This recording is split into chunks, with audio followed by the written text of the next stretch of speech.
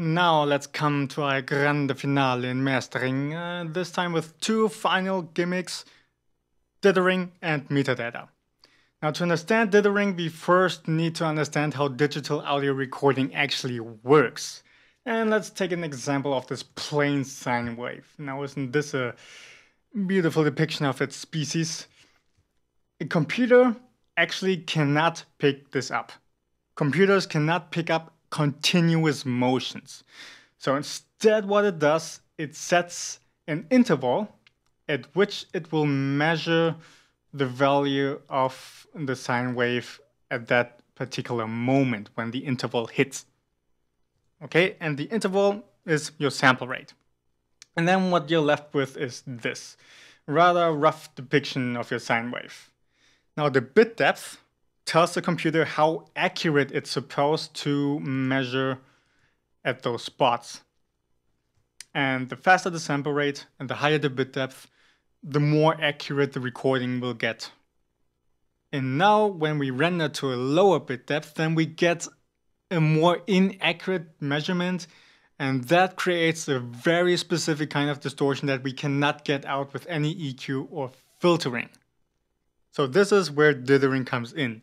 A dither randomizes those inaccuracy of the measurement, and through that it kind of obscures that very specific kind of ringing distortion that you hear in a way that you're left with a very subtle kind of white noise. And then different dither types shape that white noise differently. But all of them basically do the same thing. They obscure your inaccurate measurements, and so you can't really go wrong with either. I put a link to Wikipedia in the description about dithering, where it tells you a bit more about it and what's going on, and also shows you some pictures of the frequency ranges that shows you what's happening actually. And it's quite informative. Now, I personally prefer type 2 dither with a clear or normal shaping because it shifts the noise to very high frequencies. And then in context of the whole song, the music, you don't hear it at all. And yeah, I like that. Of course, you also need to make sure that you set the target bit depth to what you're actually exporting in the end. So if you export to 16-bit for CD quality, then also make sure you set the dither to 16-bit so it knows what it's supposed to do. Now, if you render your mix to master it separately, I recommend using higher bit depth, like 24 or even above.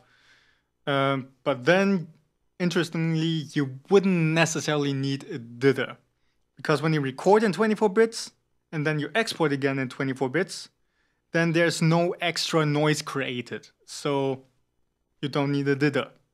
Only when you export to lower bit depth than what you originally have, then you need a dither, because then new distortion is created. All right. Now that's that. Now you may not think it, but taking care of the metadata also belongs to mastering. Mastering does not only mean using EQ and compression and limiting and making it all sound good. Mastering means making it ready for distribution. And of course, our listener want to know what kind of band they're listening to, what the name of the song is. And also we want the songs to be in the right order that we intended them to be. And for that, we need metadata. So some basic things that belong to it are, as mentioned, band name or artist, then the album title, the song number, the genre, the year, and the cover art. I'd say those are probably the 7 most important things. Of course, you can put way more stuff into metadata, but those 7 things are a kind of necessity, the bare minimum. You can actually edit the metadata already in Windows. So those are all the songs that are pretty much done writing-wise for the new album. Working titles. So yeah, let me just show you. I already experimented with it here on this first one.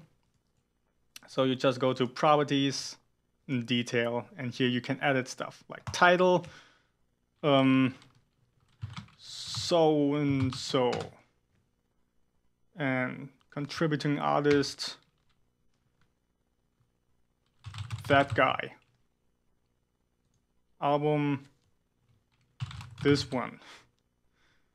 And song number 1234. And genre, whatevs.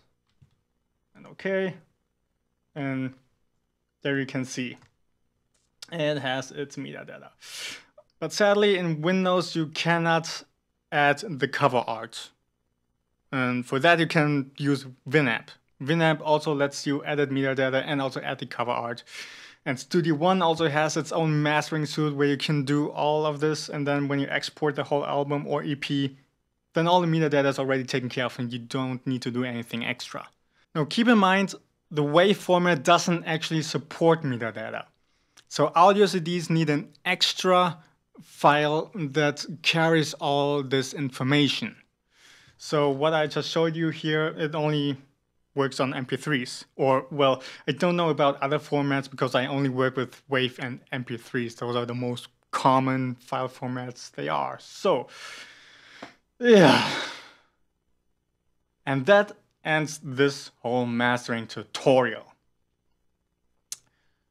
I hope I was clear enough, and I hope you learned a thing or two, and I hope I was correct with most of my advice. If I gave any bad advice, then please feel free to correct me. Of course, I do not want to tarnish my credibility.